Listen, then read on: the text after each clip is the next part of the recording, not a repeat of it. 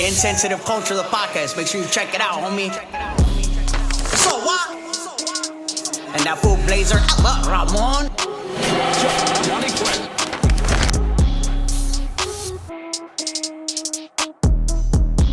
Welcome to episode 49 of Insensitive Culture. As always, you know me. So what? You know this guy over here. And that fool blazer, Ramon. On the other end, we have Johnny Quinn. And together we form Insensitive Culture, the podcast. Make sure you check it out, homie. Make sure you check it out, homie. Sure.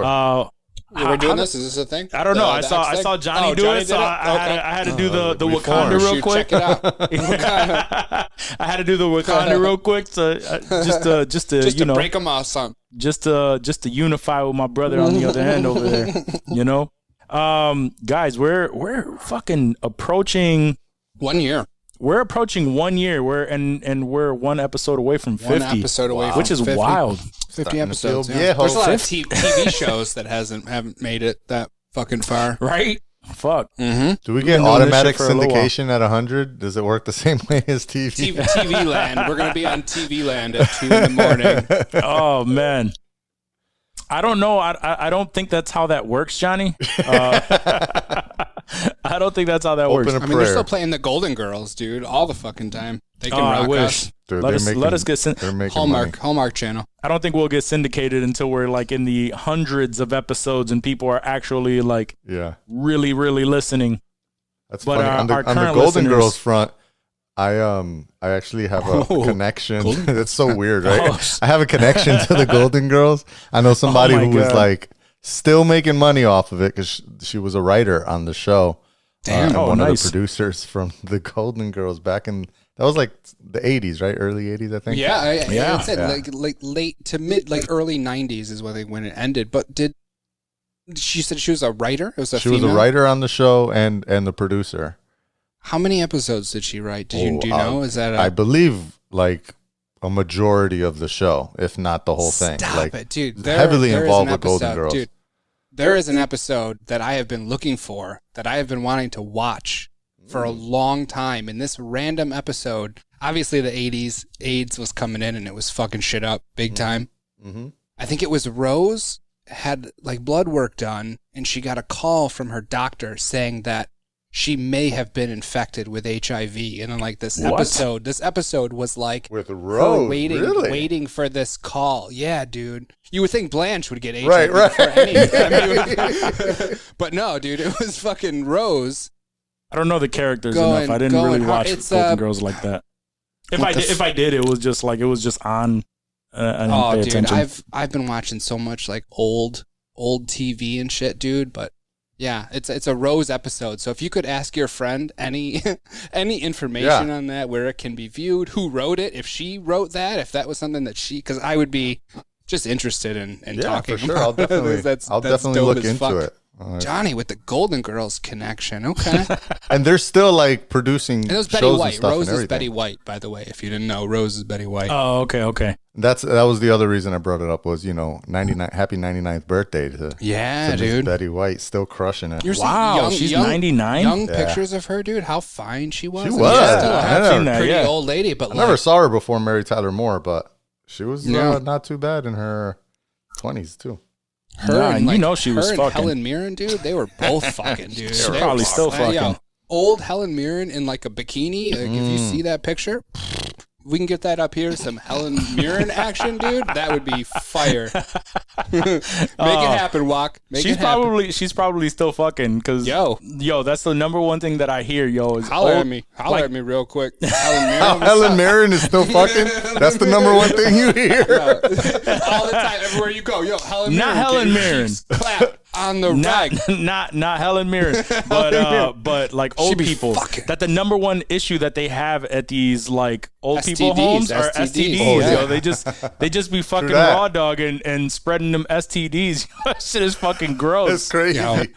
You're 80. You're gonna give a fuck about a rubber, dude? No, I'm 34 and I don't give a fuck about a rubber right now. First of all, wait till I'm an old man. First of all, like, how are these people still getting it up? Like the Blue Diamonds? Exactly. The Blue Diamond. That's it. All day, son. Blue Diamonds. I don't know what these ladies are doing to lube that shit up, but god damn it, man, they're spreading STDs like a motherfucker. Actually, there's funny that we talk about that because is it? I don't know if it is. No. I don't know if it's funny. So I didn't know that like that's a thing, and there was a person in from Rochester that actually runs the company that creates essentially Viagra for women. What does it do? It just gets them all ready to go down there. Yeah, it gets them ready to go. Huh? I feel like I've heard of the libido riser or whatever it's called. I thought it was so fucking interesting because I was listening to Short Story Long with Drama, and it was a random episode. I'm just like, all right, whatever. I'll hit play. And she says she's from Rochester, New York, and I was just like, oh shit, and that like piqued my interest. And then like the way that she got into that was because this was an actual pharmaceutical drug that wasn't being utilized like that. So by chance effect? She got no. It was just possibly, I don't know. I'm not even gonna pretend to know the full story because it's been a while.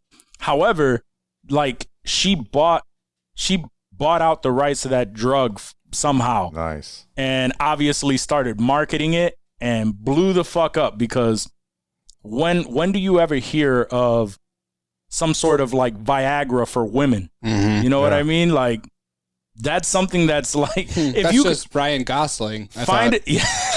Yeah, you're not right. Oh shit. But dead ass though, like like those are the people that make it rich. What man. would happen you find if, a solution if like I took one? That's so simple. Not the actual like the but science of it. Not the science of it. Throw together some chemicals and chicks will be sliding all over the place. But if you can figure out a way to get these old ladies wet, like, I could figure out a way. You are gonna be. I mean, other than you need a gross, dude. That's gross. Stop it. You need a faster solution, and you need to spread yourself pretty fast. I don't know. You need to spread yourself around a lot more ladies than I like the language just you using. Finger banging these old ladies, bro. I like where this is going. Old ladies don't have time for finger banging. Come on, they're ready to go, dude. They're ready to get it on. They're ready to get it on. They on it. Yeah, just don't do that shit raw. You're gonna be fucking old ladies. Don't do that shit raw. It's gonna burn. Chlamydia. That shit gonna burn. Chlamydia. These motherfuckers, they don't give a fuck.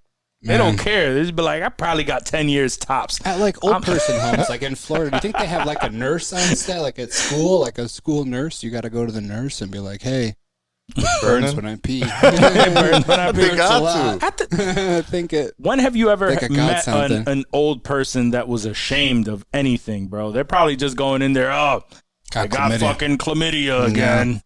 The clap, like fucking M&M, Agatha. The M&M machines that you just put in a quarter and just like fucking penicillin comes out because that's how much they're fucking over there. Fucking Bertha stung me again. Got me again. It's the third time this month. And you're like, damn it. Fuck you, Frank. Take a couple weeks and clean yourselves up and then go back to the fucking. You need to stay away from that Francis. Yo. Oh, that's so fucking gross. Once they have Wii bowling night, all those chicks get Wii bowling night. Old people love that shit, dude. They Wii ball. They have leagues in their homes and shit, dude. What? Oh man, he would know because he's going in there. That's what I'm saying. Right. When I pick up Bertha for her Thursday Wii bowling, she's ready to go after she pops some of that Rochester shit. She's good. She's good. Oh my god! We have dinner. We have your dinner Charlie at 4 Sheen o'clock. bowling shirt. Yeah, exactly. Dinner at 4, and then she's in bed by like 7, and we're good to go. Fuck the Erie Canal. She got that shit between her fucking legs. She helped build the Erie Canal. Got that KY. Oh my god, she got that KY. KY got canal. that KY pussy. I got that KY pussy. Passion fruit. Passion fruit. Is that the flavor of the pussy? Oh man, passion fruit beef jerky. It's not beef jerky if she's taking the medicine. Dude. It's like you're marinating beef jerky. Shit, I don't even want to imagine what the fuck that shit looks Marinated like. beef jerky. Show title. Oh my god, beef jerky. Marinated beef jerky. That's disgusting as fuck. Oh my god. I gotta see if I can find a good marinated beef jerky. Oh shit, Wild Bill's beef jerky. Oh, dude.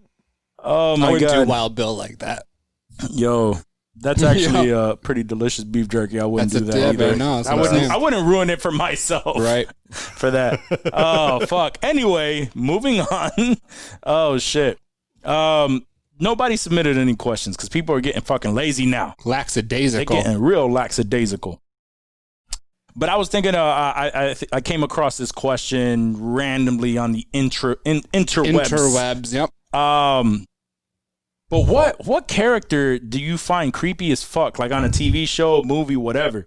You know how they always have that weird, like, these creepy ass fucking people who just play that shit so fucking well.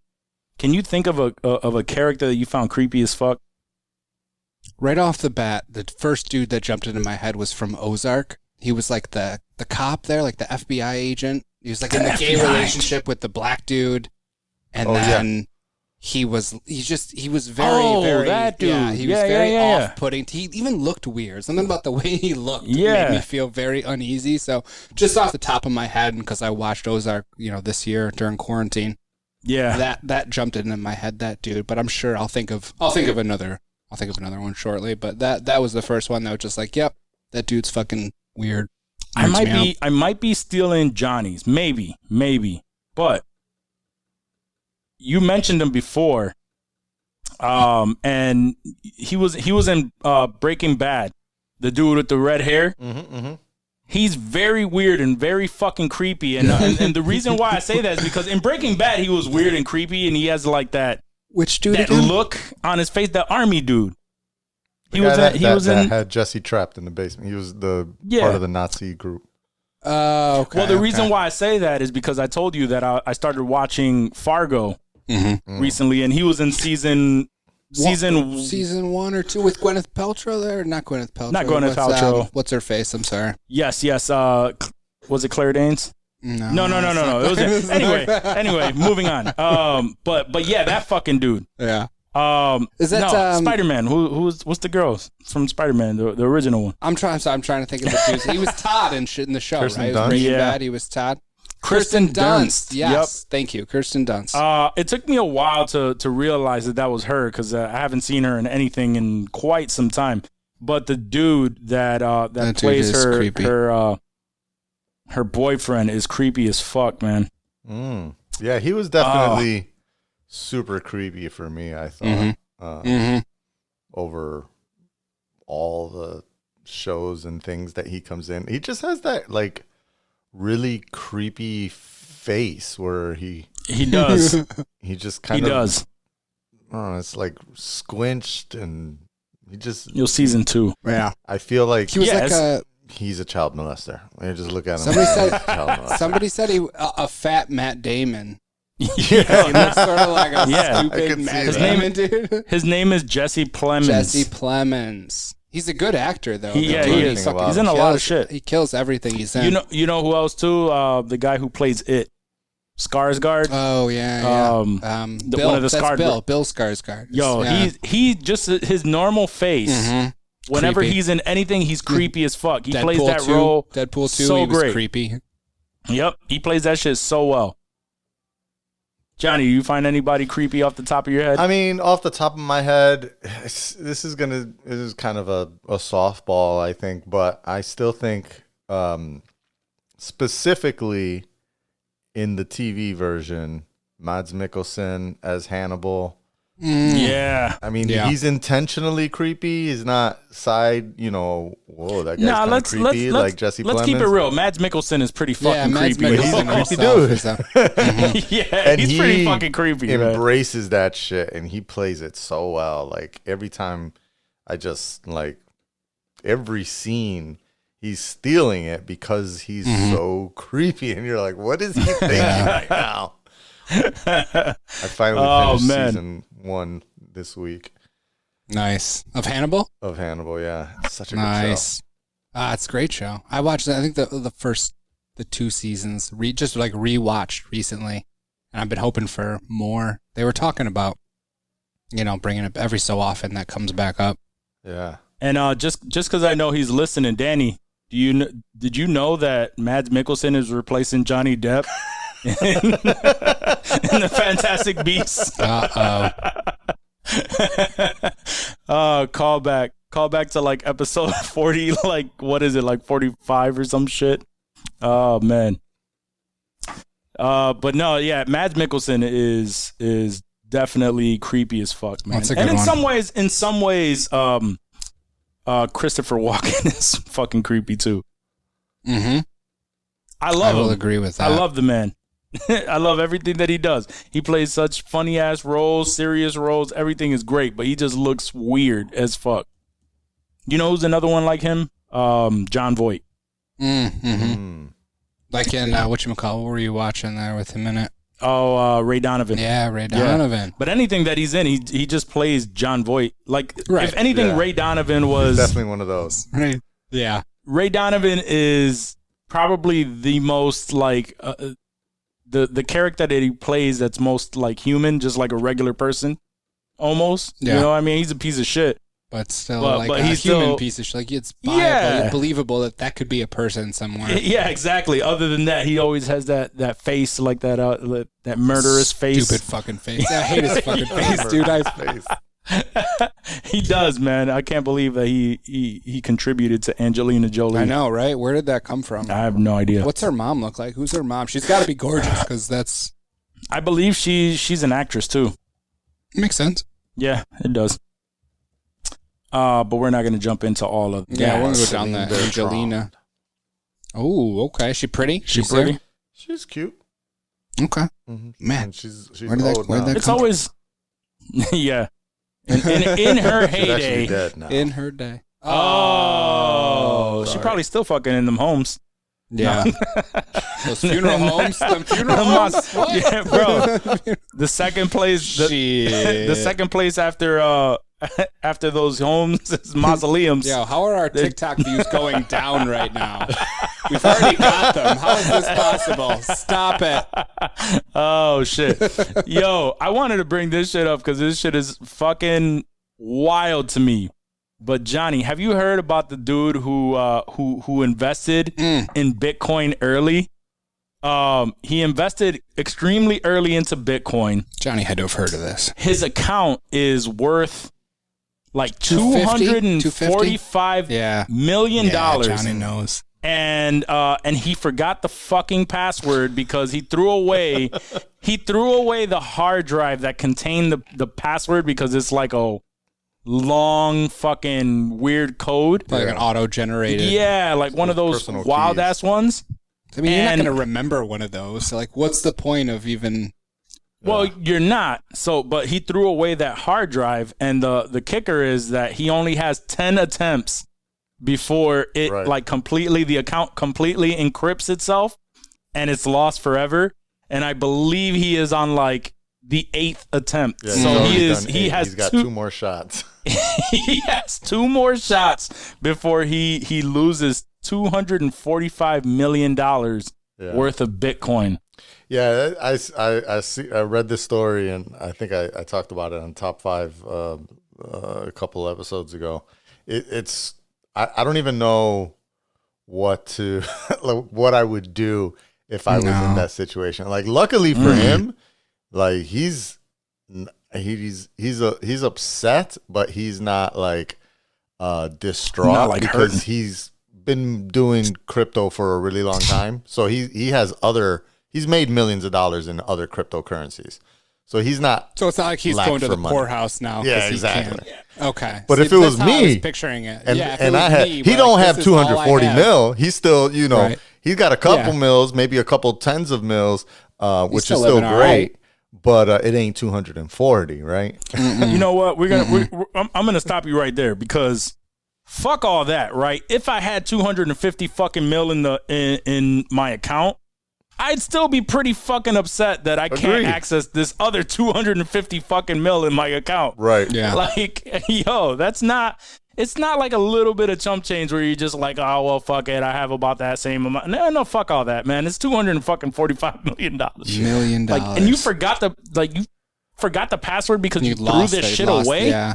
It's not. It's like I was reading as I was researching that story. Like I was reading that he's not the only one either. Too.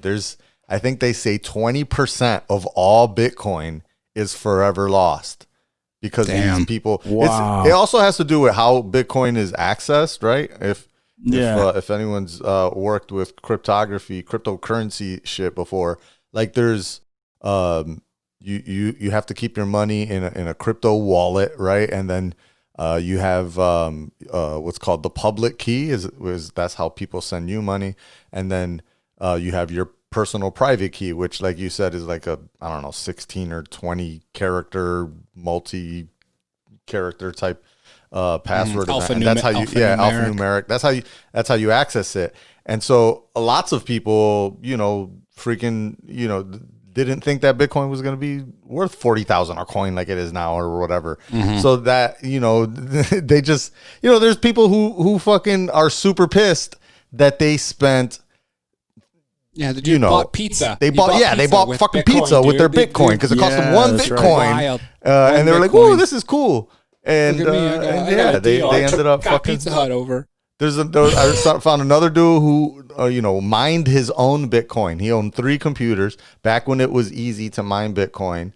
And he had 3 computers mining Bitcoin in his house, mined thousands of coins, and lost the password to the computer and can't access the computer itself. And so now he just basically has relegated that. He's tried all the, password breaker apps and all the cybersecurity shit that you try to do to get access to it. Hasn't been able to. He basically said that he took the hard drives out of the computer, vacuum sealed them, put them in like a safe deposit box, and was like, one day we'll have supercomputers that can break into this, and maybe I'll access my money. At that point, Bitcoin might be worth like $4, but who knows? Right. But isn't this dude the dude that we're talking about, because he threw his hard drive away? Isn't he like begging the trash company to like search for it? He said he would give him a filthy amount of money if they would let him go in there and get it, and he can recover it. And that was what I read recently, the last couple of days or so. Like millions and millions. He said he would give them if they would allow him to go do his thing. I don't know. Jeez, man. All he needs is one person. It's gotta be depressing. All he needs is one person with access that you just come up to him and be like, yo, I'll retire you. I will give you much more than what your pension is if you get fired for letting me into this place. Right. And finding this hard drive, if you just allow me to do it. Yeah. Give me like buddy, just get in there. Just sneak me in. Fucking, I don't know I mean, it's a gamble, but I think I'd probably sneak that motherfucker in there. I'd probably sneak in myself. Dude. Are you kidding me? Yeah, you're not wrong. Wild shit. I'm playing like a heist. I mean, that's worth it. If anything's worth a heist, I think that necessitates some badassery. I will store every fucking hard drive I come across trying to find this motherfucker's shit. Yeah. Yo, where is this? I'll go there right now and break in that motherfucker. I don't care, dude. 250 mil, man. I'll get it. That's sad, man. By the way, that guy's name is Stephan Thomas. Oh, Stephan Thomas. That's a tear for Stephan Thomas. Yep. Pour out some of this brew. Just there you kidding. go. Drinking this shit. Give you a little bit of a tattoo tear there, Stephan. Fuck all that. Yeah. All right, man. What else we got? Let's get into some Hollywood shit. So Hollywood. Apparently, Liam Neeson is saying that he's gonna be retiring from action movies. Yeah, I did read that. I feel like he said that a couple times. Yeah, until they're like, "Hey, what about taking 4 and we'll give you this much money?" And he's like, "Okay, I'll do it." He admitted that he'd still be down for like a Wonder Woman movie or like a Obi-Wan. Like if they asked him to come back for Obi-Wan for some reason, he'd be down for something like that. Was Liam Neeson in Wonder Woman?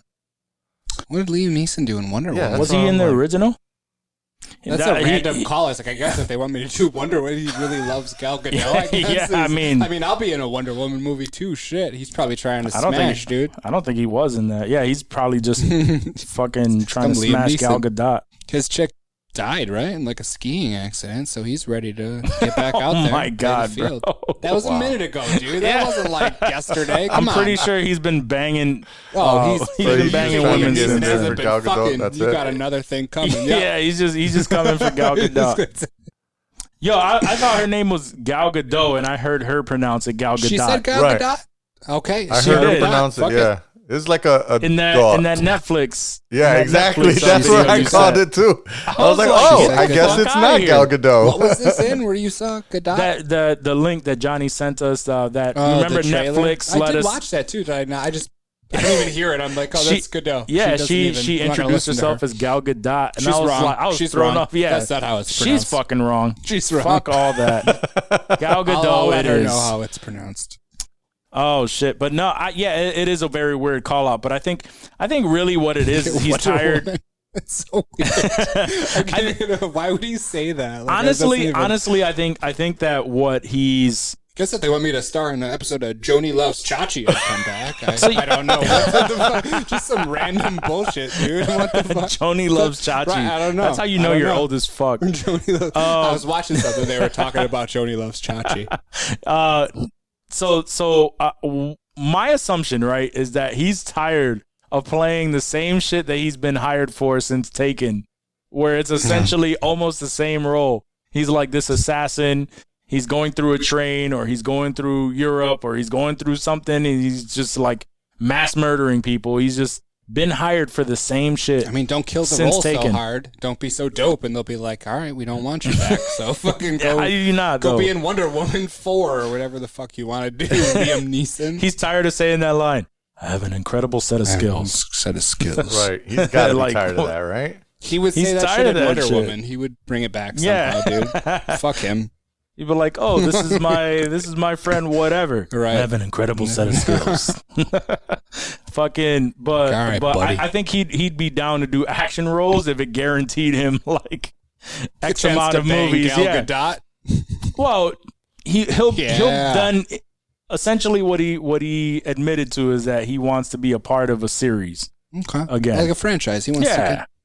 Who doesn't?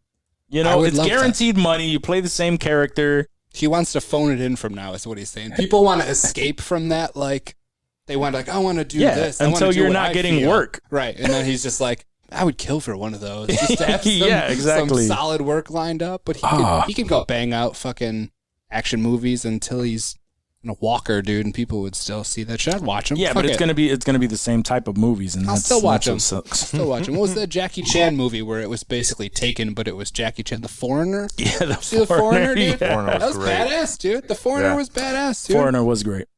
Apparently, actually, Jackie Chan's continuing to do mad movies, but like in Russia, overseas. They're just in Russia, really. Get that Russian oligarch money. Torrent these. Okay. He did. He had a movie recent. Didn't we talk about that like a bunch of episodes ago? That he had another like a movie that was releasing like within days during the whole shit, and we're like, oh shit, like he's still making movies. He doesn't want to make American movies anymore. Yeah. That's true. That's wild. Russian cinema. But talking about people who want to get away from all of that shit, did you hear that shit about Chris Evans like possibly coming back to the MCU? Yeah, I did hear that. What the hell is that about? I'm so confused. So, I need some. I am too. So I'm glad that we're gonna discuss that because I was thinking like everybody's trying to think. They're trying to think of the different ways that he could come back as Cap, but the shit with that character and how they left it off, like you have to imagine we're coming into the multiverse. So one, true. My bad on the throat clear, but that was me. No, but one, right? They more than likely have to cross paths with him again, just to like ask him, like even if just crossing paths, he may not even be wearing the Cap suit. Sure, he could be old. He Cap. lived his He could be old Cap too. Mm-hmm. He lived his entire life with I always forget her name. What's Carter? Agent Carter. Yep, with Agent Carter. He lived his entire life. You think that even with her still associated with Shield, that they would see him and be like, "Hey, that he's not going to be completely, he can't be completely like disassociated with it. They'll still ask him for intel and shit like that if they know that he's still around. You would think, maybe. You would think. I would have been like, "Yo, what's up? What are you doing? What do you got going on? Nothing? Okay. Help us out, bro." I think at some point they're just they're going to visit him and ask him questions about certain shit, and it's gonna be one of those things where we're gonna see him, but he's not gonna be dressed as Captain America. He's just gonna be no shield. No, yeah, exactly. He's not gonna be any of that shit. He's like done with that life, but he's still gonna contribute to in some sort of way. But it's gonna be like a nice little cameo. It's a little cameo. I think it's just going to be a cameo. It's going to be a cameo. He's not coming back as Cap or anything like that. At least I don't think. It's either that or he was just like, you know what? Yeah, these roles that I've been getting they're fucking suck. I can't get in Wonder Woman, so maybe they'll let me back. And fucking everybody wants to come back for Wonder Woman. Apparently, here's the thing, though. The multiverse. I really hope they don't abuse it. Right, because I appreciate. Oh, they're gonna abuse the fuck out of it. I appreciate it. Spider-Man, I think there's so much that they could do with it that would add to the story. But first off, it seems like everyone's got a multiverse now, right? Like that's become an answer. You have DC with the Flashpoint version of the multiverse, and now we have not just the snapping and how that may have impacted a multiverse. We know like the damn name of the next Doctor Strange movie is Multiverse of Madness.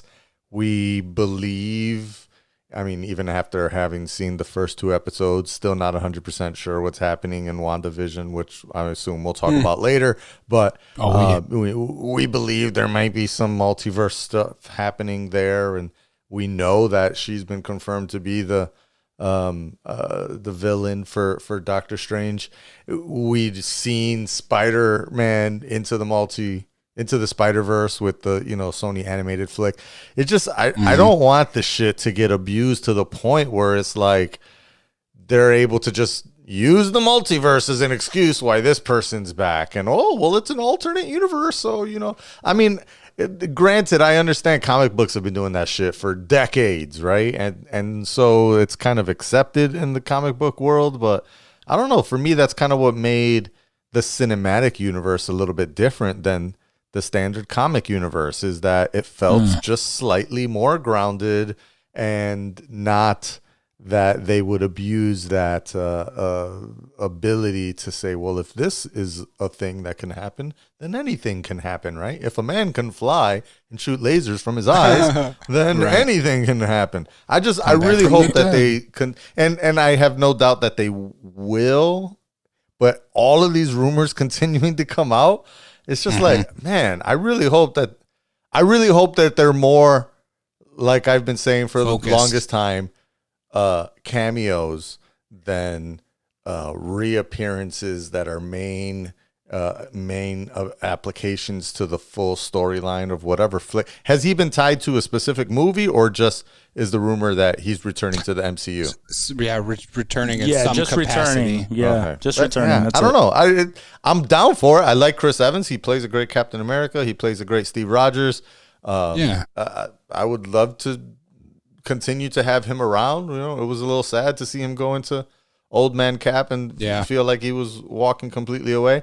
If he only shows up in Winter Soldier and the Falcon, I'm cool with that too. Like if it's just a Disney Plus drop, sweet. But I don't know. I want to make sure that it's not abused, and that we can keep the multiverse sacrosanct. He was. There's a couple thoughts that I have for that. One, he was confirmed that he said that he would not return unless the script was right. So I don't think he's trying to put himself into a situation where he's going to be Captain America for a long period of time now.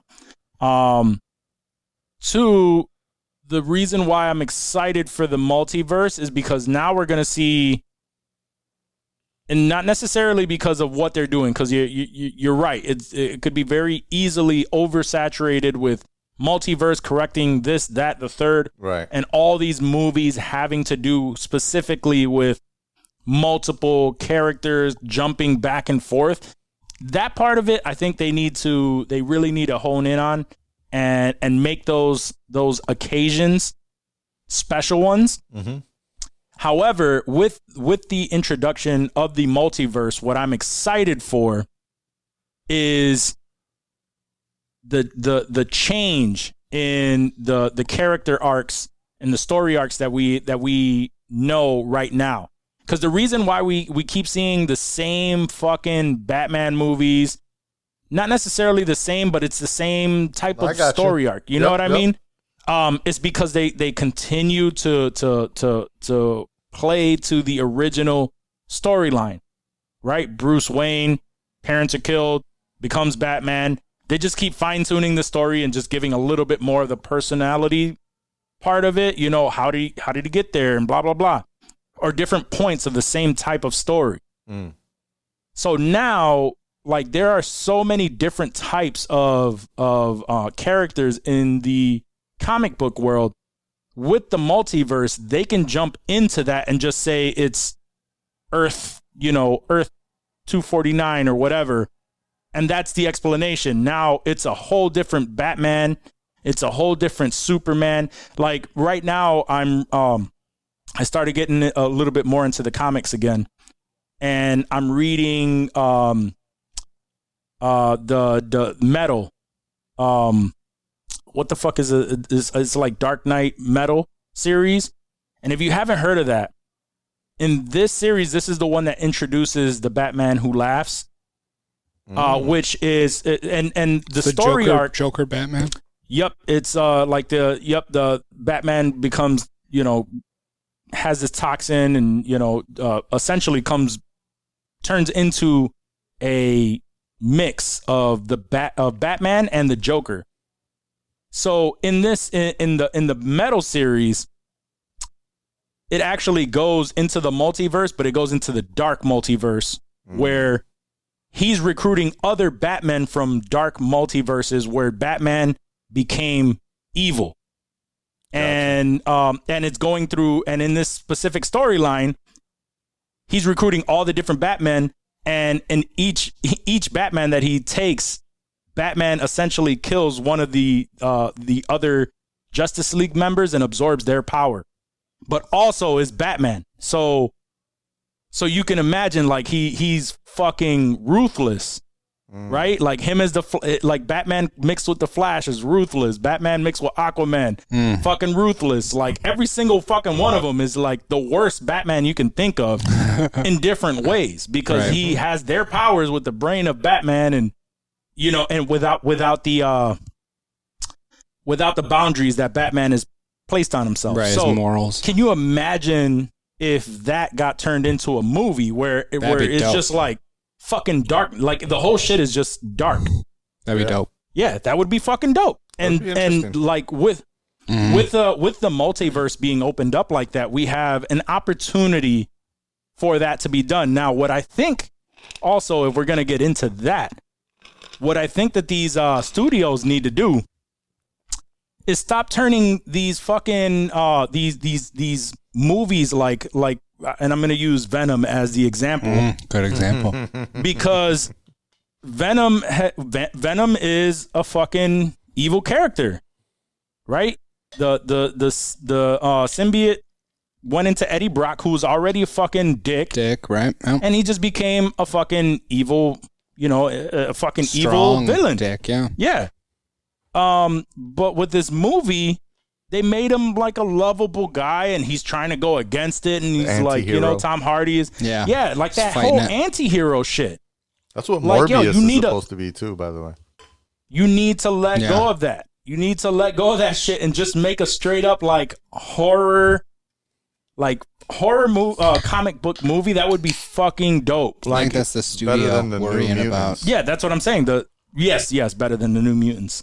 That is a studio thing, though. They want to make it like they need to make the it average as movie viewable as possible. They want They're trying to make that many money. people to say, yeah, exactly. Horror They're trying to movies get that don't bread. make a lot of money. That's You know what though? Well, But some do. If you Actually, that's not true because some of them do. If you execute them, that's not easy to do. Well, they're trying to get the money from the kids. Like if you could take your kids to watch this movie, and they know like Avengers isn't the You're not selling no merchandise to kids of Batman, Joker, Flash, right?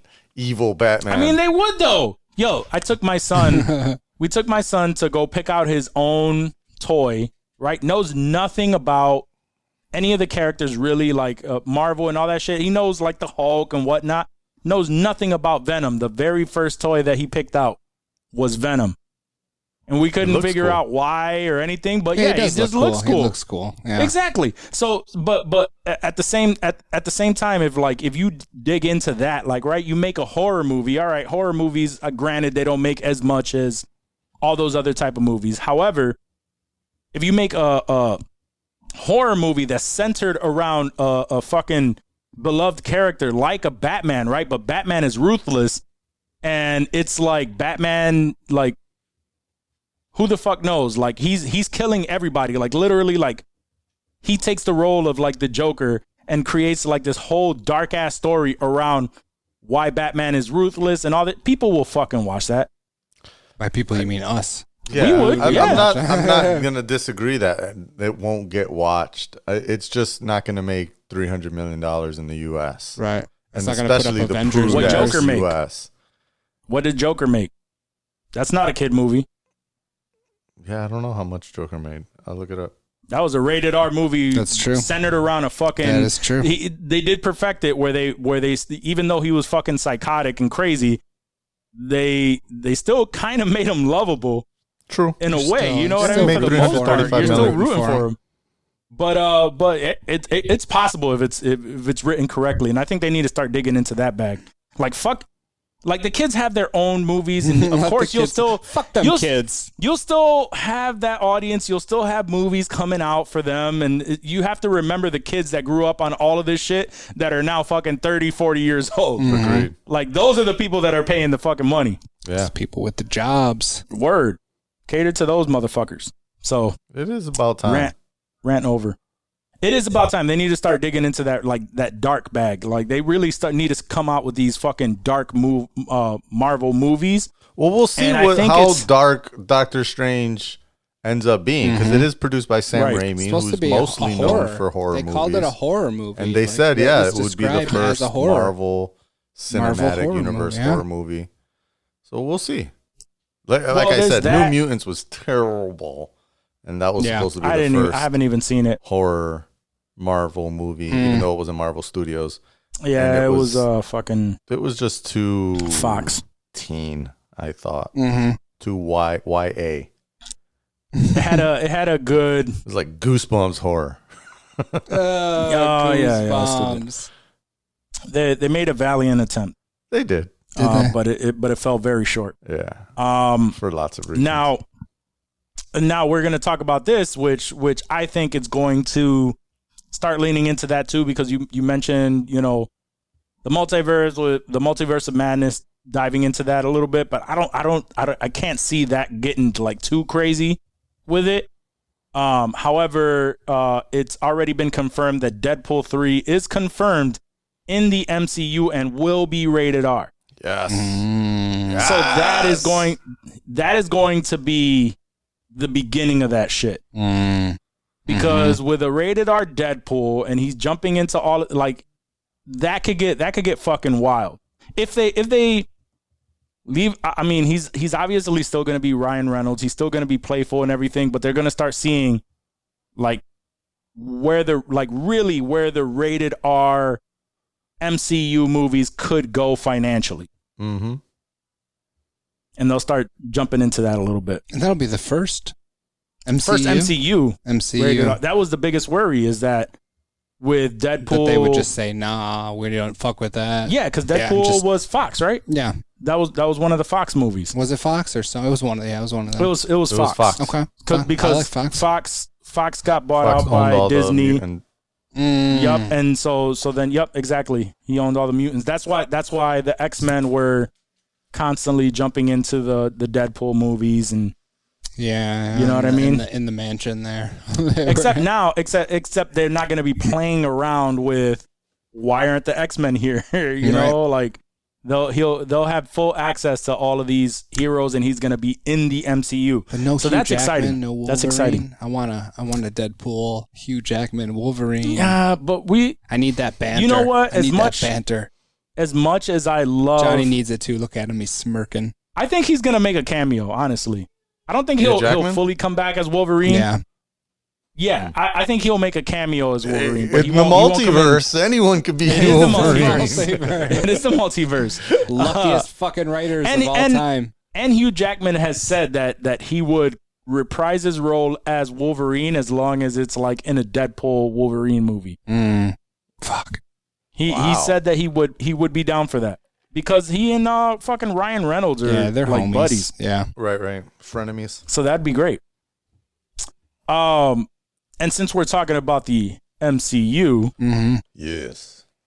Did you hear that rumor that apparently Charlie Cox has already wrapped filming on Spider-Man 3? I didn't even think that was a rumor. I thought that was a fact. Like they made it seem like it's a fact, but filming. That's what they're saying. But it really is like sources. Who posted it? Sources. Do you remember? Huh? Is it Screen Rant or Comic Book? Comicbook.com. Mm-hmm. They're usually pretty legit.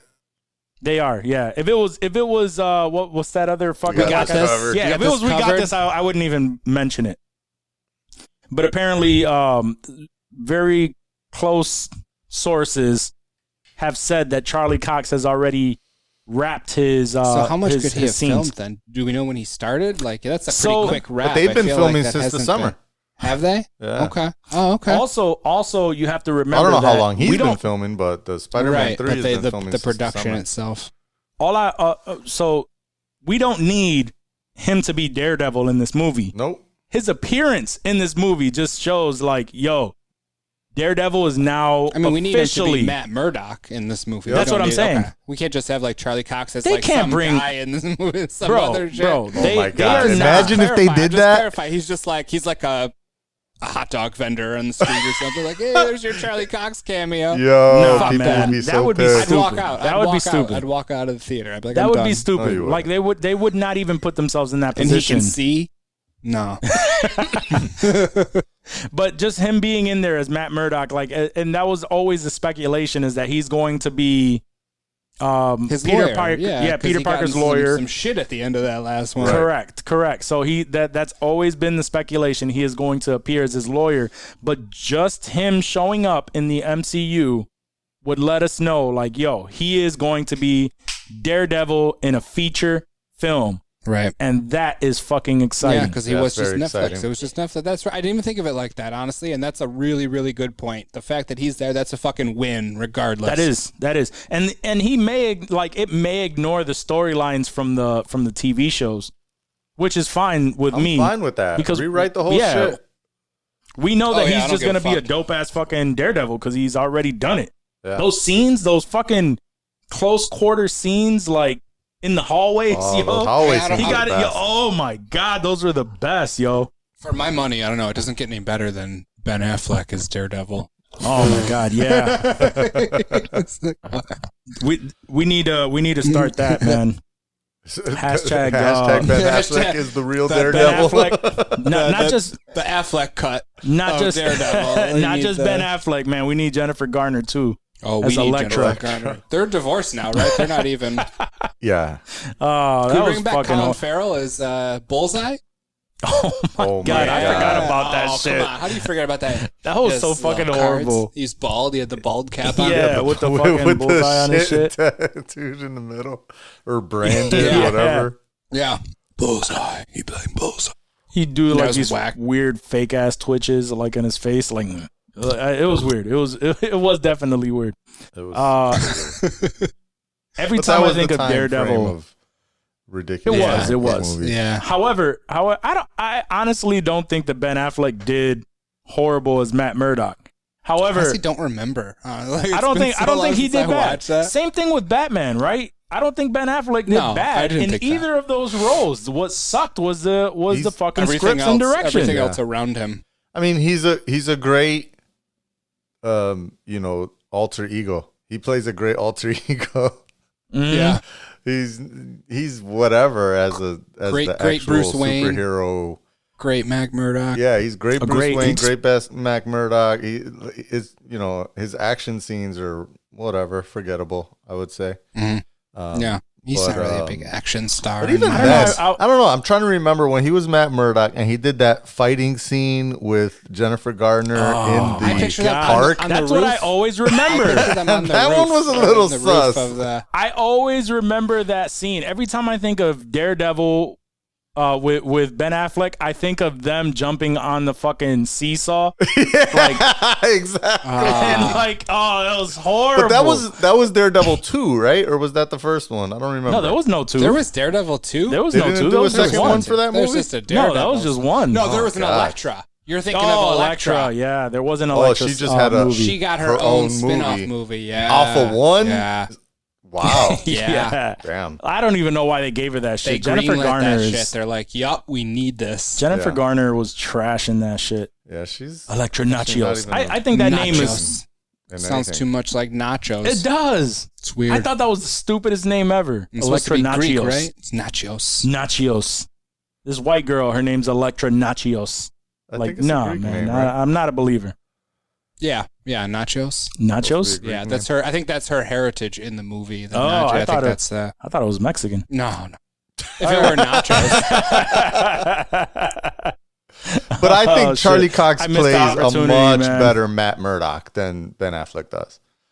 Yeah. No, I thought Charlie Cox was great on both ends of the spectrum of his character. I thought, his dealing with the blindness, dealing with the oppression, with the automatic exclusion of things, just the way he was dealing with and the pressures of fucking Hell's Kitchen and then everything else is his family drama and Kingpin drama.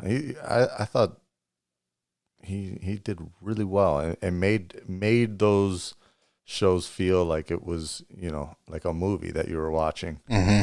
And it was mostly due to Charlie Cox acting, as well as Vincent D'Onofrio.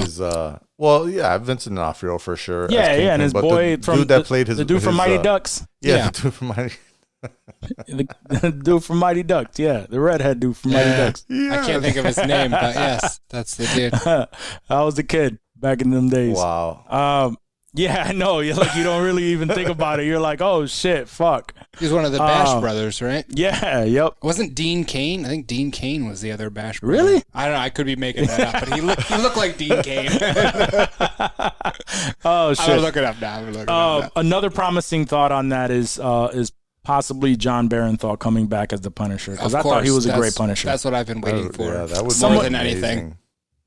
I was reading comment within the comments of a post there. Someone brought up the idea of Frank Grillo being Punisher, and I think I think he would. That's your dude there. Yeah, I think he would be. I think he would be. I mean, he can't do it because he's Crossbones, right? In the MCU, but I thought that would have been a nice selection for like an off the wall fucking Punisher. Yeah. He wouldn't have done bad as the Punisher. I can see that. But John Barenthal just killed it so hard. Yeah, I can't even see anybody else as the Punisher. Yeah. Before John Barenthal was the Punisher, when you guys would think of the Punisher, who would you think of? Thomas Jane? I would think Thomas Jane. Oh, that sucks. I would too. That's what's sad. I would think of Thomas Jane too. I can't even remember the Dolph Lundgren version of fucking Punisher. What about the Ray Winstone, or not Ray Winstone, Ray something, I can't remember. Yeah, the one from Warzone? Warzone, yeah. Yeah, Warzone not Punisher. even, no. I didn't think of that either. Yeah, I wouldn't think of Thomas Jane in my head. Yeah, it was Thomas Jane. He's because I remember watching that one, and then that second one, the Warzone one, was just like a.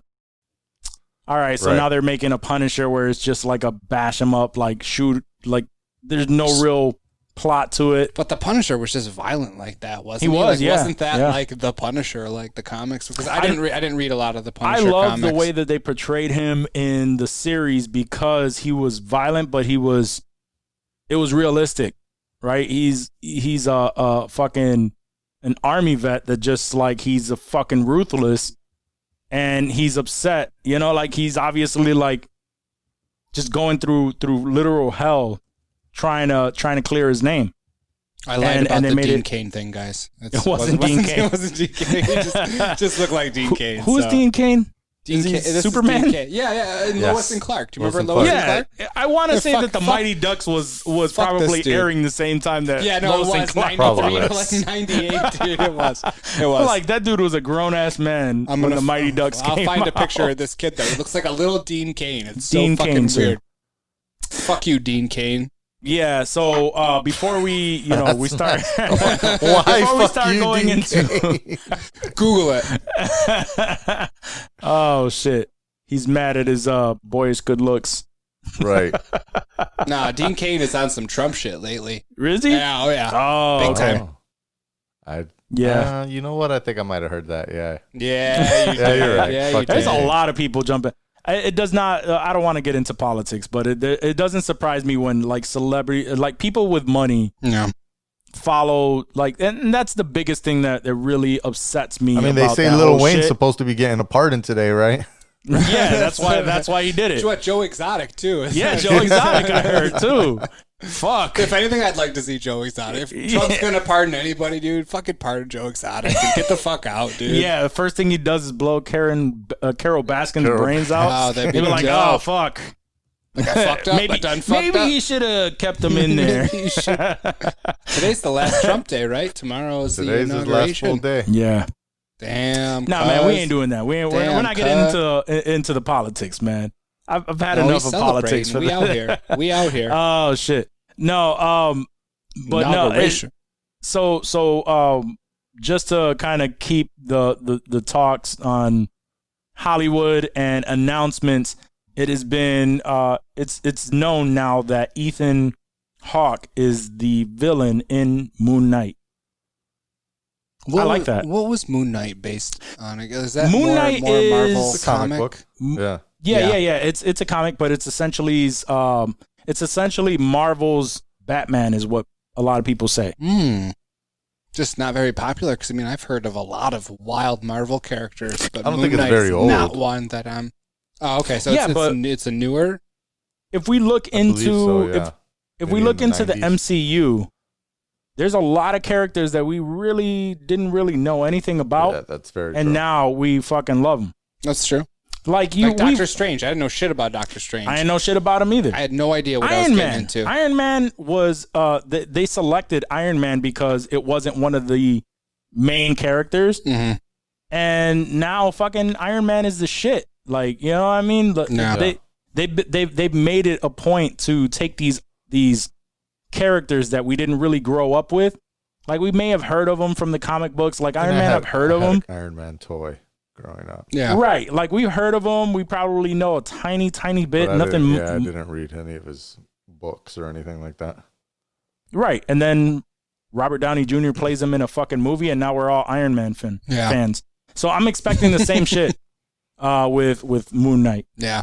I'm And all of curious these to shows. see. I mean, anything at this point, dude. Just give me some fucking Marvel. Like those 2 Yeah. episodes of Specifically, WandaVision, like dude, I was MCU like, type shit. Yes, Okay, well, MCU type shit. Anything, right? Anything? Are Ooh, you? I don't know. What do you got? What do you got, Well, Johnny? I feel you know like I'm they're gonna coming out regret with saying that. Eternals. I think that's coming out this year. I think it's gonna be dope. I have no idea what I it's have about, no but we're gonna idea go what it's into about, and We're gonna go into it. We're gonna Whenever watch it. I And we're gonna be see- like, "Fuck." giant That was casts fire. like that of superstars, I always have pause. Especially the Eternals ones are very like weird. Like, Yeah, they are. They are. But really? that's This isn't gonna be. This isn't no New Mutant shit, Johnny. This is gonna be fire. you know, that's the allure though for me. Honestly, is like getting to know these characters within a universe that has been great at introducing these characters that we don't know about. sure. You know what I mean? Because like even people say what they want. Thor Part 2 was a weak movie. Yeah. It was, and then they redeemed themselves with Ragnarok. Agreed. So it's all going to depend on the director so that they end up going with. I don't know who's directing the Eternals. And I'm not even gonna lie. I told you I went through and I saw and I watched all of the other all the movies again, and I always remember Thor 2 being the weaker one. I didn't really enjoy it, so I think I saw it just the one time, and the second time around I actually enjoyed it.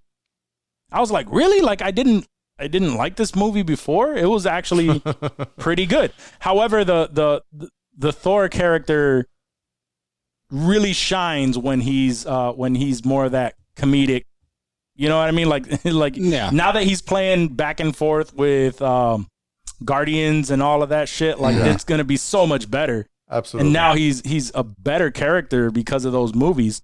But that Thor Love and 2 Thunder should be interesting. Yeah, I can't wait for that.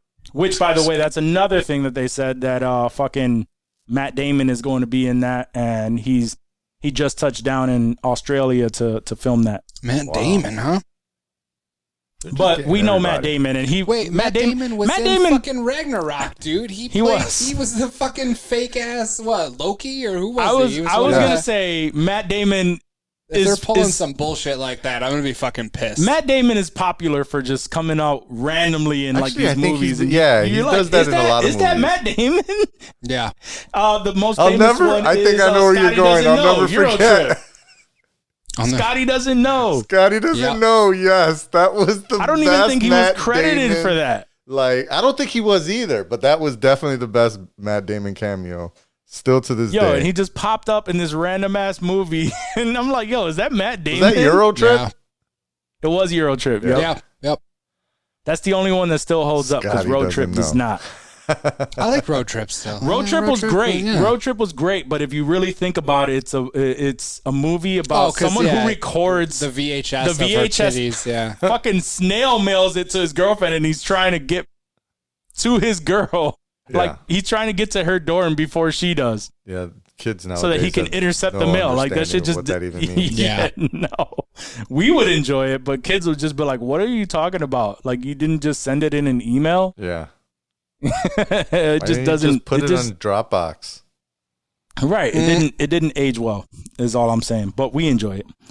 And I think the last thing before we get into the whole. WandaVision talk. Yeah. Is the last little bit there's a Willy Wonka prequel. Yeah. I saw that. Mm-hmm. Yeah, there's a casting for Willy Wonka, and right now Tom Holland and Timothy Chalamet, they're on the top list to possibly play Willy Wonka. Chalamet, I think. Chalamet. He's the kid so from that just Doom. shows us where they're... Kid from Doom. That we thought that... remember, we were talking about that we thought that he would be a dope Batman Beyond. Yeah. Interesting. Somebody mentioned. So it's got to be a terribly sad and depressing movie, right? Right, because he didn't have the had a terrible life. The Johnny Depp, the Johnny Depp Willy Wonka, that was the first one where you flashed back to him as a kid. There was the kid Willy Wonka. Yep. But you never see in between. You never see in between the kid Willy Wonka and the adult man. So I'm kind of stoked because of the original Willy Wonka is top 5 favorite movies of mine of all time. Really? Yeah. So to go back and see, part of the Willy Wonka that you never get a chance to see, and I miss Gene Wilder.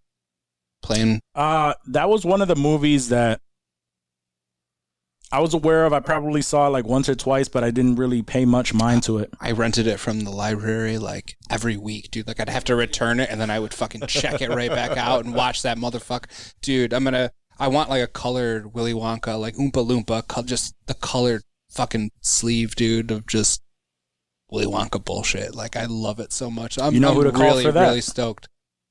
Yeah, fucking Danny, what's up? Danny said he was going to tattoo the painting from Goodfellas on me. He's been do that. dying I to told do him, that. I was like, when you're here next time, if you didn't get a chance to do it on anybody, Put it anywhere. He's been you dying to do that dude. for years because it's such an obscure. It is. It's fucking perfect. I love that painting. It's an obscure. It's like this guy's looking this way, this guy's looking that way. What do you want? Yeah, he's had that drawn up for so long. Yeah, I told him let's fucking do it. Oh man, he wants to do that. So yeah, I'll do it. I'll be a master canvas, fucking ink master style. We'll do a 36-hour piece, Danny. You hear that? Oh shit, it'll be perfect.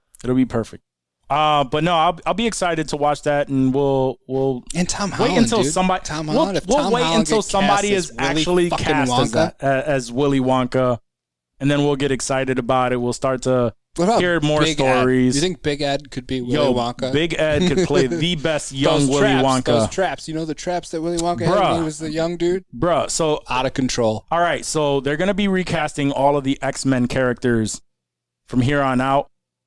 Listen to me, Marvel. If you do not cast Big Ed as Juggernaut, you are with the helmet on. He doesn't even need a helmet. He doesn't even need a helmet. It's just him. It's just him. Like before he finds like his suit and shit. If they use the CGI he's that just they like did in Deadpool 2, like on Big Ed, like if they could make him look even more like really massive, dude. Yeah. It'd be terrifying, dude. It'd be terrifying. That would be hilarious though. I wouldn't. Big He's so emotional. It's hilarious. Yeah. Guys, if you are not into, or if you haven't seen the first 2 episodes of WandaVision, this is our spoiler alert segment where we ask you to drop off because we are going to dive into these first 2 episodes of WandaVision. So again, if you're not up to date on it, I suggest you drop off now. Remember, rate, review, subscribe. Tell all your people about Insensitive Culture. TikTok, we love you. TikTok. Pimp Peace. that TikTok. Yeah, we are on TikTok now. We are on TikTok. And, I'm not on TikTok, but people are loving it. People are loving it. They're feeling it. They're loving us. Thousands of views. It's out of control. We can't keep up with all the I'm not even gonna lie though. It's crazy. I'm not even gonna lie though. We are nearing the algorithm for TikTok. It is we are a little getting over crazy 1,000 views. Yo, it's wild. And we don't have like 1,000 listens. I feel like, on these 49 episodes. No. We're nearing like 5K. Okay. Yeah. So, but still, how long have we been on TikTok for? I know. What? Right. Like not even a week. 2 days? 2 days? 3 days? 72 hours? All right. Well, we're gonna take a really quick bathroom break. I'll let Pilger know that we're gonna be calling him, and then we'll go from there. So if you're falling off, we love you, man. Peace. All right, you guys ready? Let's do it. Is Steve ready? He is. Let's say happy birthday right away as soon as he answers. Oh. What's up, homie? Yo. Happy birthday. Happy birthday, bruh. I think it's his birthday, Jack. Yo, hold on. My AirPods are being done. Oh, okay. Maybe it is. Yo, what's up, dudes? Yo, what's up? Is it your birthday? Happy birthday. Is it? It's not my birthday. Is it supposed to be my birthday? Johnny was fucking with us. He said it was your birthday, so we wanted to surprise you and say happy birthday. Now, I mean, you're a week off, so next Tuesday, I think you can wish me that happy birthday next Tuesday. We'll see you next Tuesday for your birthday, Steve. Oh man, got dad jokes. Walked into it. It was so bad. My god. I walked into it. I think it's his birthday. He says, like, oh shit, I was talking to him on Instagram today. I didn't say I didn't see anything. I didn't see anything on Facebook. Right. Yeah, well, I'm not on Facebook. Oh, that's true. Everybody bailed. I love it. It's great. Get the hell off of it. It's not so worth anyone's time. It's so freeing. Listen, somebody has to provide these people with insensitive culture content. That's true. So I do appreciate the grind walk. It's a personal choice for me, and I'm not totally off Instagram yet. But I won't be. I can't leave Instagram. That's going to be a tough one. I'd have nothing to do with my life. It would be me. Might as well just be on Facebook. Right, exactly. Jesus. I'm going to start it up right now. I'm going back. You convinced me, Johnny. Dave is a big Twitter guy. I like Twitter. There's a lot of news on Twitter. Shit breaks fast on Twitter. I enjoy it. Yeah. I've been enjoying Twitter lately for everything going on with the Capitol riot and all that stuff. It was like, that's where I was getting news. Yeah. That's where I was getting updates. fortunately enough, I wasn't necessarily following Bobert's line of here's where Pelosi is, so go kill her. I was more trying to make sure I knew where Pelosi was to make sure she was okay. Yeah, that's fair. That's fair. Guys, enough craziness in the world. I know we're in the spoiler alert segment and we have a lot to talk about, but really quick, oh boy, I just wanted to break here that apparently the Batman animated series sequel is in the works for HBO Max. Oh, what? That's wild shit. Where did that from? A sequel comicbook.com. to the original Batman, to the original one that series. we grew up with. Yes. I didn't Mark realize Hamill they as the needed a Joker. Sequel, but I'm cool with it. All right, guys. So let's get Goddamn into the national nitty-gritty, treasure. man. he is, man. But if that happens, I have that Mark Hamill as the Joker Funko Pop that will definitely bang. Put that shit on Facebook Marketplace the next day. Oh my god. All right. Let's get down to the nitty gritty. For those individuals that are still listening to the episode, they still hung on. So, all right. So, how do we want to attack these first 2 episodes? First of all, let's go. Let's do this, Steve. Let's defer to Steve. Steve, how did you feel in general? Your overall thoughts about what you were expecting. We all had expectations. We know that you love this shit. How did you feel? Tell us. Go. Yeah. So initial gut reaction after episode 1 is like, are they going to do this whole like different genre every episode thing? And I kind of got like down on that. And then I watched the second one and kind of watched the first episode had that moment where Wanda kind of like snapped back into reality while Vision's boss was choking. And then the second one, right at the end, that dude coming out of the sewer and like having her going like, nope, and rewinding whatever was going on. Yeah. Those 2 things in particular were like enough to grab me and remind me like, all right, I'm in the Marvel universe. Something weird's going down. Yeah. And I like how they're guiding it through. So it's really interesting so far, in my opinion. So I'm really excited about it because Paul Bettany has already come out and said that by the end of this series, it's full blown going to be like an MCU style, like action and all of this shit. So for the people that have, because people are already talking about it, right? So they're already saying like, oh, these first 2 episodes are strange. I don't know if I'm into this. People are already canceling it. Yeah, people are already canceling it in their minds. Right. And it's way too early. So we got the first 2, and I think that they needed to get those. So I really wanted to go back to because you mentioned it already, right? That scene at the dinner where she kind of snaps back into Wanda, and that was the first instance where we can see where she's headed in the MCU. If you paid attention, so when his boss started choking randomly because he kept pressing on, like, where are you guys from? Like, what are you doing? Yeah, and then she like. They're just kind of staring, and it was that eerie feeling where the wife was just like, "Oh, stop it!" Like, dude, that was so awkward. Like she kept saying it. Yeah, and it got uncomfortable. Exactly. But did you notice that when she was like, "Vision, save him," yeah. And he pulled it. Did you notice that it was the strawberry, the chocolate covered strawberry that he pulled out of his throat? No. Oh, that chocolate no, stuff. I didn't even notice. So she mentioned. Like, like, unless, like, do you think they would mind a chocolate covered strawberry split 3 ways? Said that, right? Yeah, no, it was, Wanda? Wanda said it. Yeah. She said it because he was like, she didn't know that there was the dinner. That's why they were coming there. Night, yeah. But if you take a look at it, when he reaches in and he grabs the object that he was choking on, it was the chocolate covered strawberry. So that is the first indication. Not what they were eating. That's not what they were eating for dinner. Exactly. Okay. So that was the first touch of Wanda's power, just sort of in this world that she has created to spend this time with him. Yup, she manifested. She literally placed that item directly in his throat to fucking kill him. And then when it got eerie, she was like, "Save him." Oh, Now you said something interesting there though, Locke, that I'm starting to second guess on how the show is going to play out. Okay. Like this does seem like Wanda's manifesting certain things, but it feels like also someone's pulling the strings.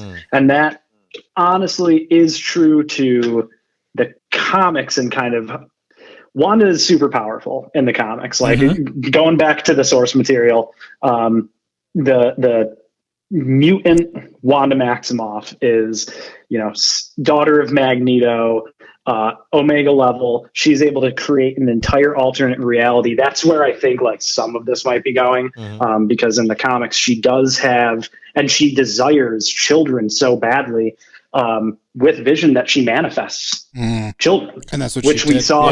We saw that. Yeah, she's pregnant all of a sudden. Now that manifestation of children ends up turning on her in the comics, and her mentor Agatha Harkness, who I believe is Agnes's character. My understanding is Catherine Hahn is going to be Agatha Harkness, who is a powerful, powerful witch in the MCU who mentors and then also hides the children that Wanda manifested in her subconscious, so she can't access that painful memory of manifesting these kids and then losing them.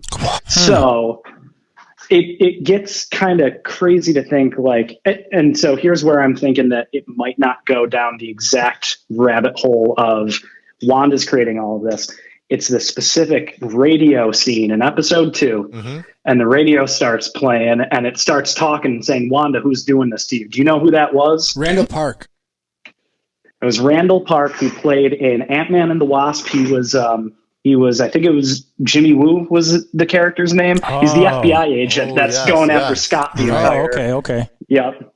So he is FBI, but I think that where we're going is something's going on that S.H.I.E.L.D., or now S.W.O.R.D. actually, is taking control of. They've got Wanda maybe in a space that she's contained, but she's manifesting this kind of coma existence.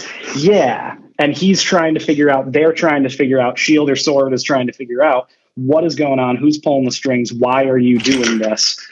Because it's bigger than her. And it was very evident that she's realizing that she is not completely in control. I think with the whole knocking on the window, and then she came outside and saw the helicopter in full color. Yeah. And she was looking at it very strange, like there was something odd about it. And that's what I took away from these episodes, right? Like, not only is the writing amazing because it feels like you're watching these sitcoms, right? And obviously there was like the little callbacks to Bewitched and Dick Van Dyke when he came in and tripped over he didn't trip over the chair because he just walked through it because he's Vision, right? But there's these little nods to these old shows, and Johnny, you even said it that you found yourself laughing because the jokes were like authentic to that time. Yep. Yeah, the separate beds. The separate beds, and they pushed it together. Oh, this is clutch, that made it feel like it for me. Like, just all of, especially the more so in the first episode than the second episode, but in the first episode, definitely, I was just laughing and enjoying it as if I was watching Dick Van Dyke. And then I was like, wait a minute, why am I laughing at this? That's not what this is supposed to be. It was like the slapstick humor. Yeah, and they were actually like, funny jokes. And so I'm like, all right, I got to look deeper. Like, what am I missing here? Yeah, everything. I was missing fucking everything. So it looks like the first 2 episodes had to have been set in like the 50s. And or you know what I mean, because right at the end of 60s, it was 50s, 60s, and now we're jumping into 70s because now with everything being in color, it's looking like the same psychedelic almost. It's looking like the same color grade as like what you would experience in the in the 70s, the Brady Bunch. Yep. So and that part was dope, but it was just like those little moments. Just the detail, like I said, the strawberry just her placing the strawberry in his throat without lifting a fucking finger, like that just shows that was our little glimpse of where she's going in the MCU. Now we know that she is the villain in Multiverse of Madness. And then again, like this universe, it was created. Now I initially thought, and I didn't read the comic, Steve, so I'm not going to really speak on that, but that's why I really wanted to talk to you to see like how it compared. But you can just see like she thinks she's in full control. However, there's like little notes here and there showing that she's not in control, and she's starting to look at like, wait, who is in control? You know what I mean? Like she's realizing like she's not fully in control. But she's got to have a lot of control, because I mean, she made herself pregnant. She rewound the beekeeper scene. Like, she was like, "No, this is not fucking happening," and she controlled the fuck out of that shit, dude, and went back a decent chunk and was like, "Okay, let's start here." So she has more control, I think, than at least we think. Well, I think that with her, the way that she now let's remember the way that we left her, right? She was obviously like an Endgame.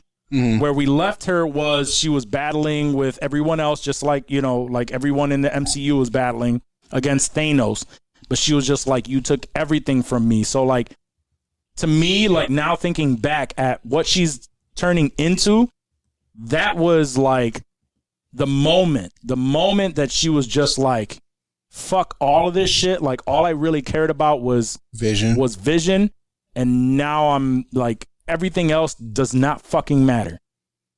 And so it's exciting. Yeah. And so with that being said, there's something interesting in how she reacted to Thanos, and we kind of hit on it there.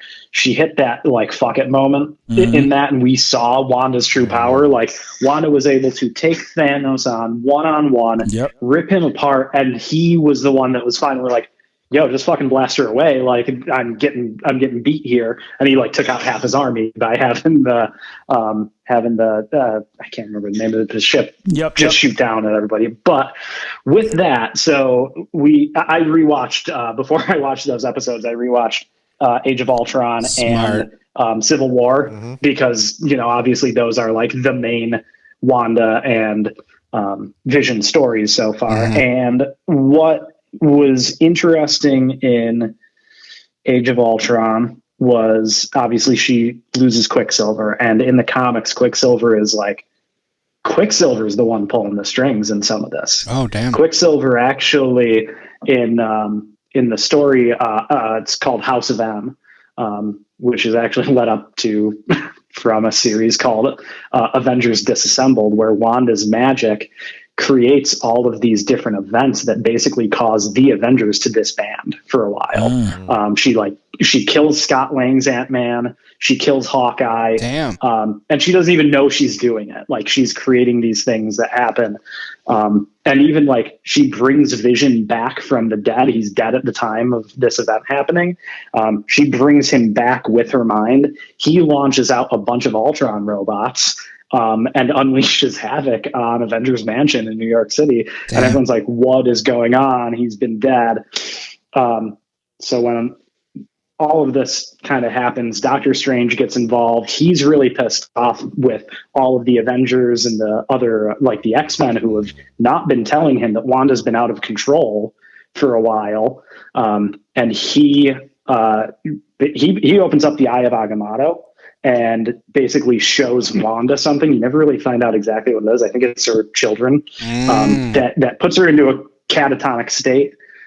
Magneto comes down out of nowhere, and he's like, give me my daughter. He takes her off to Genosha, and Quicksilver is faced with the fact that the Avengers and the X-Men are basically meeting to decide what they do with Wanda, and they want to put Wanda down to save humanity. So all of that to say, you know, Quicksilver's such an integral part of Wanda's story, and he's not around. Vision's an integral part, and he's not around. Are we going to see Quicksilver come back? I think there's a very good chance of that. Are we going to? are we going to see some of these things that kind of manifest in a reverse of what happened in the comics, where Wanda makes and creates the mutant gene because she's alone and she has these powers and she doesn't know how to grasp and grapple with this power she has. So she might end up being exactly what the Mind Stone was to her in Quicksilver and emanate out into the world the mutant gene. So that's my early prediction about what's going on in the long term. Not only that, but what was it? No, because in the trailer, someone mentioned that they show her going over the or reaching out for was it the Space Stone? There's two scenes, yeah. So in the New Year's Day trailer, New Year's Eve trailer that they released for the season, there's two separate scenes in that kind of like action-packed sequence that you were talking about. And one scene shows her reaching forward, and she's reaching forward to the Space Stone. And then it immediately cuts to another scene from her at a different angle reaching towards the Mind Stone. So are we going to see the stones come back? And those are going to be some sort of part of this story. We know the multiverse exists by this point. We know a Loki series is going to come out that's following the Loki that took the Space Stone in Endgame. Yep. All of these things are already lined up that, we could be opening up a lot of different Pandora's boxes. And we're just grasping at straws, hoping that we can get some little grasp of what's going to happen. So you feel like it's exciting though. Mephisto is going to be a portion of this for sure. I mean, not for sure, but I assume Mephisto is going to be around. Yeah. So Mephisto in the comics is actually the being that originally grants Wanda the power and kind of enhances her power to the point that she manifests her children for the first time. So if you don't know who Mephisto is, he's basically the Marvel Universe's answer to the devil. He's not the actual devil. He rules over a place that he calls Hell or Hades, and then basically manipulates believers of that type of religion into thinking he is the devil. And then he's just an evil beast. Sounds like a shitty dude. Real. But yeah, I mean, might as well be real as far as I'm concerned. But I think there's a chance we see him show up, and maybe he's behind part of it. I think it's going to be a deep dive into Wanda's psyche, though, in the long run, and a lot of different aspects of her own personal loss she's already dealt with. More loss by the end of this. There's no way she's actually going to have children. We know she's not sleeping around with Vision. He's gone. Right. So, we're going to see more. And I'm interested to see where Doctor Strange comes in. I'm wondering if we'll see him in the series. I don't know. Has that been confirmed yet? No, I don't think they've confirmed. That would be cool. Very much Wanda, about other than what we've seen in trailers. I don't think I've heard anything else.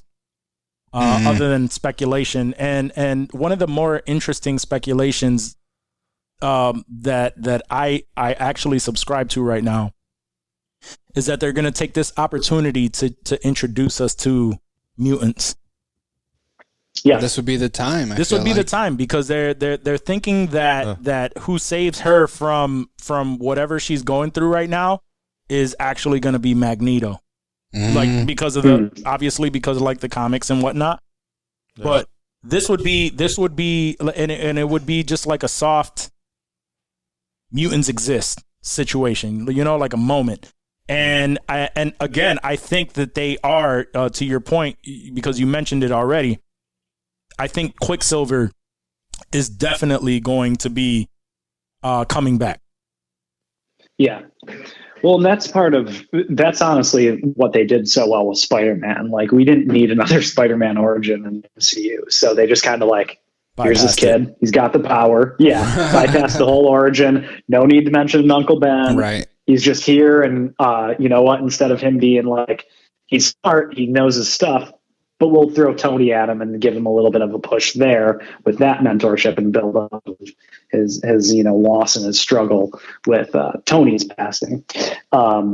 but I think it would be a really good, unique way to, maybe wrap this whole thing up where the Stones have been around. Like, we know the Stones have been around. Like, Wanda and Quicksilver cannot be the only beings that might have been exposed to the power that unlocked their powers. Mm-hmm. And we're just not calling them mutants. We used the Stones a few years ago because Marvel didn't have the ability to add these characters into the series otherwise. But they can totally retroactively, Stones have been around, and we opened these portals, and there's these other dimensions, and blah blah blah. Marvel really did great with figuring out a way to just say we don't need to explain anything ever again. We can just say multiverse. Yeah. I hope that works out for I'm them. fine with that. I think it will. We're not going to stop watching. No, absolutely not. We were talking about that, like the whole implications of the multiverse, and we were diving into that because Johnny was saying that he didn't really like the fact that they're falling back on it. However, it's like it's the way to introduce all of these different story arcs that that are like currently everything kind of seems a little on the kiddie side, a little bit happy. Even though like these are all action sequences, but now we can start getting into the dark side of the multiverse, and we can have certain ones that are, that the same part of the multiverse or the MCU that we're accustomed to and that we enjoy and that kids can watch and whatnot. But there's going to be those. We're going to start experiencing a lot of different things, and and I'm really excited to see. Like I'm really hoping that at least we get like one mutant exposure here, so like they say, hey, we're here, and it would be dope if it would be like a main character of sort. I don't want to see Wolverine. That's gonna be like right away, but that's gonna be something down the road. That's gonna be exciting. Jean Grey or something. We said it last week that Kevin Feige already said that one of the main two. It's got to be either Xavier or Magneto. Yep, and Magneto makes the most sense right now. Yeah. Now going back to the episodes that we saw, for me, I guess I got mad questions. I don't know if any of them have answers yet based on shit that you've read, but main questions I think is going to be like, what is the significance of the things that showed up in color? Like, what do you think? Like the helicopter, the chopper that showed up in color, when she cut her hand and she's like cracked that glass or whatever, and she, her blood was in color. What exactly do you think the significance of those things?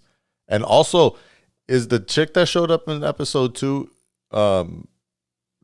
she was like an assistant or something?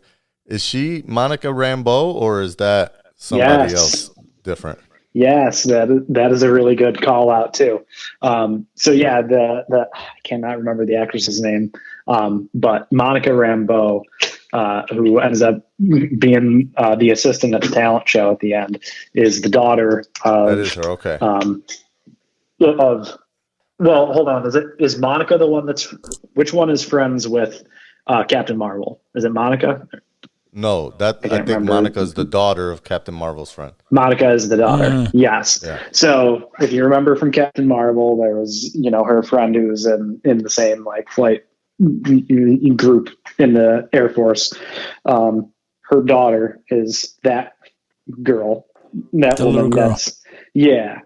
And she is in WandaVision as the assistant, but she also seemed like there was a couple moments I can't remember the exact context, but she almost seems confused about where she is. Yeah.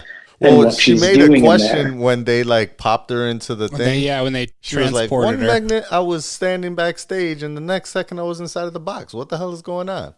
But she also made some other statements where she was kind of like, I don't really know what you're supposed to do, but I think you're supposed to go on stage. Yeah. And I just want to throw in there that the actress that plays her is Tiana Paris. What else is she in? Because I recognized her immediately. Me too. I know her. Where is she from? She has that look about her. She's a good-looking black woman. I just don't know where she's from. She's from like Empire. I didn't watch Empire. I didn't watch Mad that Men. either. I know her from Mad Men. There you go. That's Okay. There you go. Dawn. She was the receptionist. Thank you. That was bothering the shit out of me. Yep. Woo, fuck. And I just want to throw in there that she is in Captain Marvel too, because it shows that in her IMDb. Oh, nice. So yeah, she's gonna play Monica. Yep. So Johnny, back to the question about the color. I'm not fully certain that there was anything beyond what happened at the end of episode 2. So at the end of episode 2, where Wanda was able to actually bring color to the entire world, was the red just foreshadowing of her having that ability to unlock that. And I think one of the keys was Vision's face was the first thing that like came into full color at the end of that episode. So it's almost like she let up from, she was seeing all these other red things, and then she was able to recall, Vision's red. I know that. And she was able to put it together and bring it back in. But either that or calling back to like, because previous to the beekeeper coming out of the manhole and whatnot, she had just seen that helicopter. So even if anything else, knowing that like this piece of color can manifest itself in this black and white world, why not just turn everything back into color, and then like that wouldn't stick out as much. Yeah. So that could be something as simple as that. And how far back did she rewind? Right, like did she just rewind until they were back It only inside? seemed like a couple minutes. Yeah. Okay. That was right just after to the point she where said she was pregnant. Like right after her belly grew, and then she she was changed like, it by making. Is this happening or what? That's interesting. yeah. Yep. And it could be, she saw. So one other thing, what color was the reality stone? It was red. So maybe there's something there. Could be.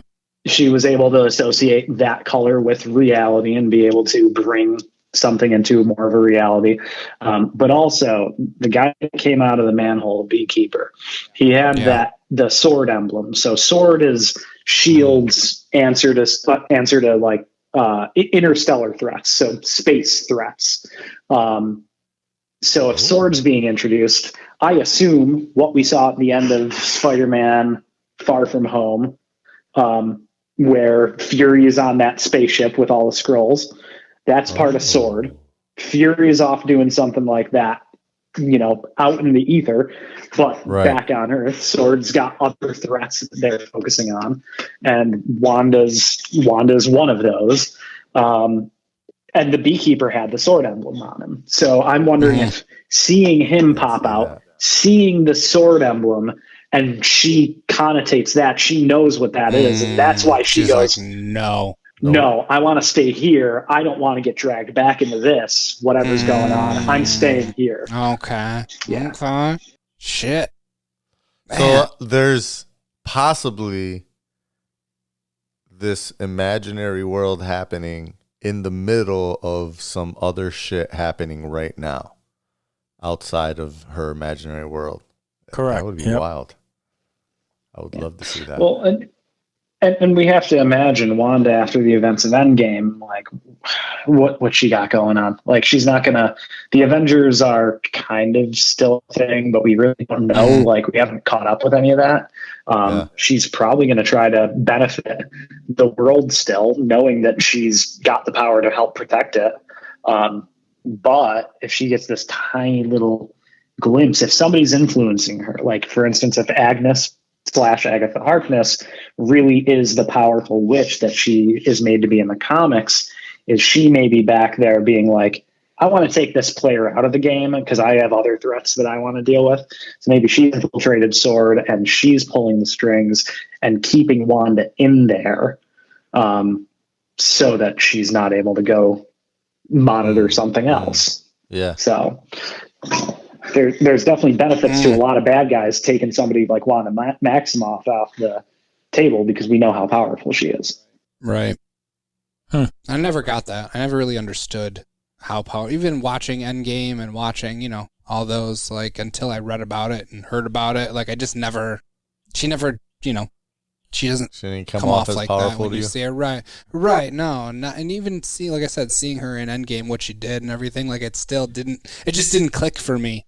Well, and one thing that I don't think I spoke to yet is that event where she ends up disbanding the Avengers, that leads immediately into House of M, which she makes this reality where every hero gets exactly what they've always wanted.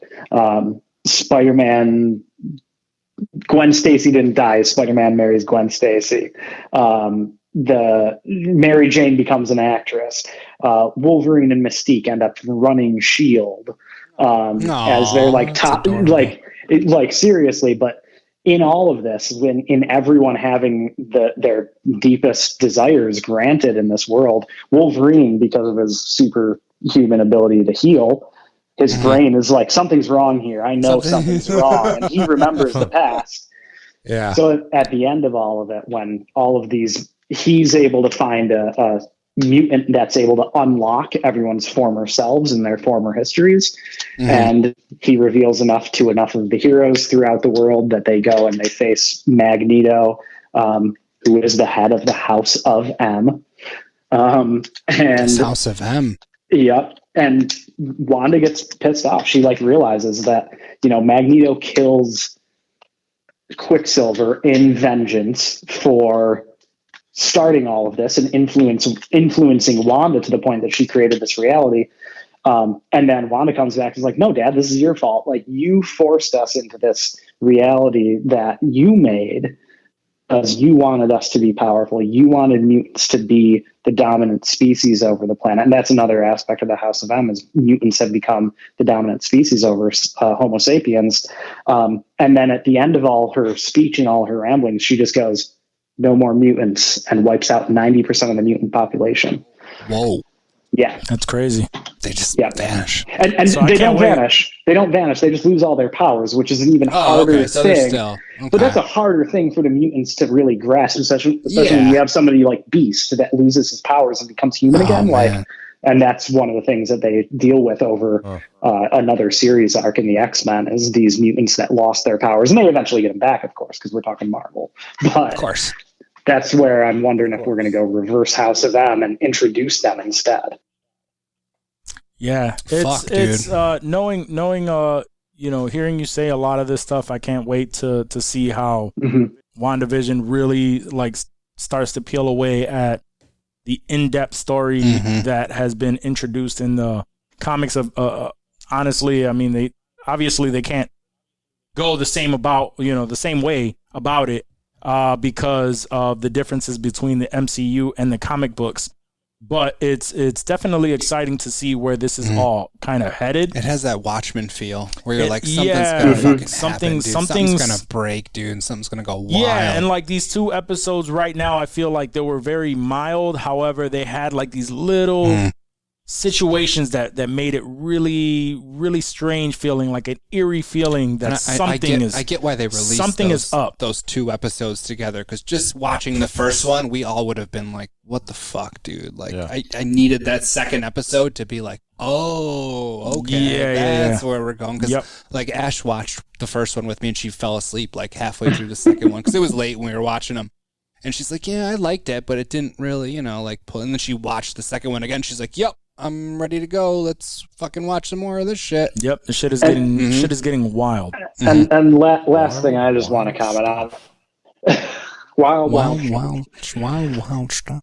Now Locke needs to do it too, because the rest of us. Wild stuff. The last thing I want to say about exactly what you just mentioned is, final word. There's the early reviews on it's going too slow or whatnot. We're talking the first MCU series. We know Mando, how well it did. We know that Disney's not going to let Marvel flunk. Kevin Feige's never let it flunk. So I have every faith in it. And I think anybody that is actually a Marvel MCU fan needs to give it the credit and the time to roll it out before they completely rule out that these first couple episodes might have felt slow. But it's all going to come back to fruition at the end, Oh yeah. It'll pay off. Oh yeah. Awesome. All right, guys. I got so much information from this conversation. Yeah. Honestly, You're still processing it. I'm still processing. I'm probably going to be processing it for a long time. But no, but I'm excited to catch the very next episode on Friday, and as long as Steve is available, you'll be joining us for these conversations, correct? Yes, for sure. Just give me the call, and I'm happy to talk. And it was a lot of backstory about the source material, but I'm totally down to review the episodes. Oh yeah, for sure. And you laid that groundwork. We're gonna continue to do that, and then one of these weeks definitely we'll have you in studio so that you can come in, hang out with us, and then we can talk some more about it. So I'm looking forward to a little bit. Awesome About back dicks and Marvel. Again. Again. Listen. As long as we can do Hispanic culture segment with Dave Andrews, that'd be great. Dave yes. Oh, we will. Dave has to. So Johnny, just to throw that in because I forgot to do it. But we need to grab a lot of random Hispanic pictures, and Dave has to guess what culture and background are they from. Ooh, that sounds fun. That sounds like a good time. Awesome. Let's do that. Puerto Rico, Mexican, tall Mexicans, Aztec, shorter Mexicans. See, that's exactly what I want. I want to know what the different cultures are going to be. I'm a cultural historian, so I'll probably be on every single one of those. So that'll be a treat. That'll be a treat for everyone. No doubt. All right. Love it. Oh man, Steve, thank you for sir. joining us, man. Yes. Thanks for your Happy insight, buddy. Happy to do it. You guys have a great night. Thanks, you too, buddy. Later, brother. Later. Peace. Great stuff. Awesome. I'm excited. Why were there so many Johnny Carsons this episode? I'm excited for the rest of WandaVision now. Yeah, no. I've been excited for it, but that's how my week goes. I'm working to get to WandaVision on Friday. That's all I care about. But guys, this is the end of the episode, so you know what that means. We do. Hesitated a little bit. Yeah, that was a weird. It was a hesitation there. He wasn't guys, sure. He wasn't sure. you. He wasn't. Thank you for staying throughout that whole conversation there, sticking with us through the WandaVision talk. As always, shout out to All for One Media, All for One, my young homies. Check out their stuff on YouTube. Also, we have the Green Room podcast. Check their stuff out. My man Johnny at Top 5 at 5. Top 5 at 5. Subscribe to all these podcasts, rate, Critical review, Mass, all that good stuff. Critical Mass podcast. How can I forget my boy Rocco? Always holding down the pod. We love you guys. Thank you. Peace out. Peace.